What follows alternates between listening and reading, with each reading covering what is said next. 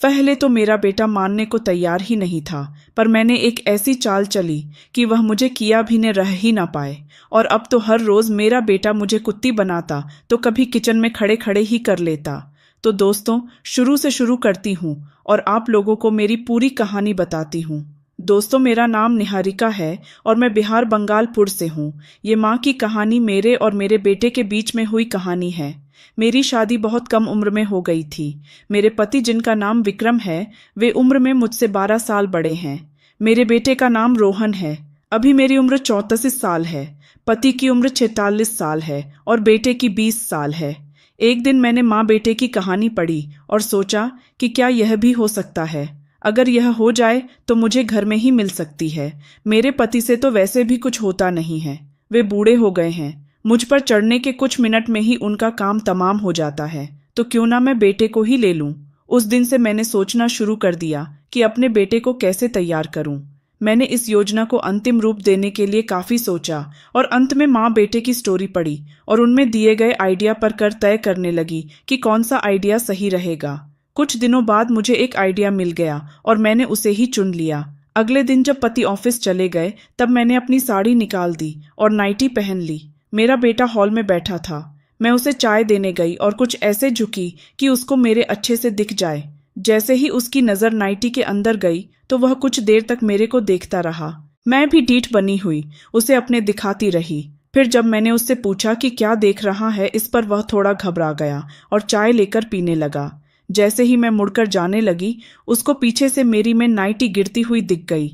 मैं कुछ देर अपनी मटका दिखाई, उधर कुछ काम करने लगी और फिर अंदर चली गई। तब मैं छिपकर अपने बेटे को देखने लगी कि वह अब क्या कर रहा है। मुझे लगा कि यह ऐसे कभी तैयार नहीं होगा, वह मेरे साथ यह सब करने से डर रहा है।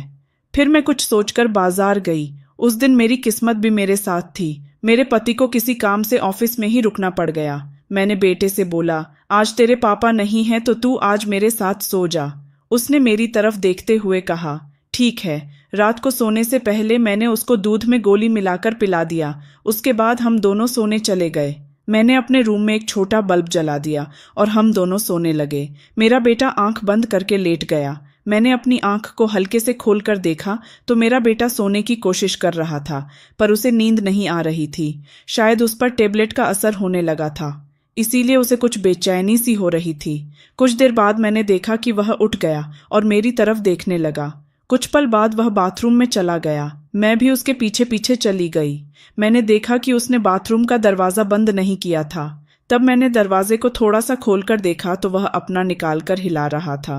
मैं उसके सपनों में खो गई कि वाह, आज तो मजा ही आ जाएगा। लेकिन मुझे याद ही नहीं था कि मैं उसके बाथरूम के बाहर खड़ी हूँ और वह कभी भी आ सकता है। इस बात का जैसे ही मुझे होश आया, मैं झट से खुद को ठीक करके वापस अंदर झांकने लगी। मैं कुछ सोचकर जल्दी से बाथरूम में घुस गई।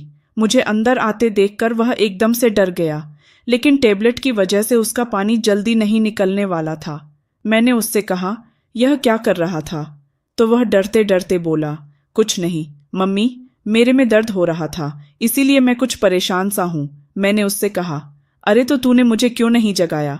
चल रूम में और दिखा मुझे कि कहाँ पर दर्द हो रहा है। हम दोनों रूम में आ गए। मैंने उससे पजामा निकालने को कहा, वह मना करने लगा।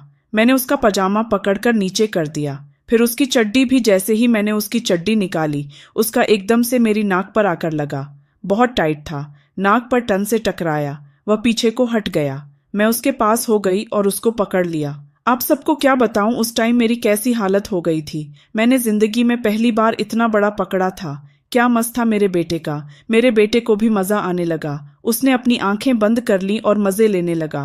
वह अलग होकर बोला, मम्मी ये गलत है।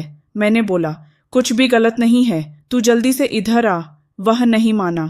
मैंने उसे पकड़ा और कहा, मैं जो बोलूं चुपचाप वह कर, नहीं तो तेरे पापा से बोल दूंगी कि तू मुझे रोज बाथरूम में देखता है। वह बोला, मैंने ऐसा कब किया? तो मैंने बोला, तेरे पापा को थोड़ी पता है कि तुमने किया है या नहीं। वह तो मेरी बात मानेंगे ना। अब बोल, मैं जो बोलूं वह करेगा। फिर वैसे भी तुझे इस वक्त एक मादा की जरूरत है, क्योंकि तेरा खट ढाका है। वह कुछ सोचकर बोला, चलो है मैं सब करूंगा, बस फिर क्या।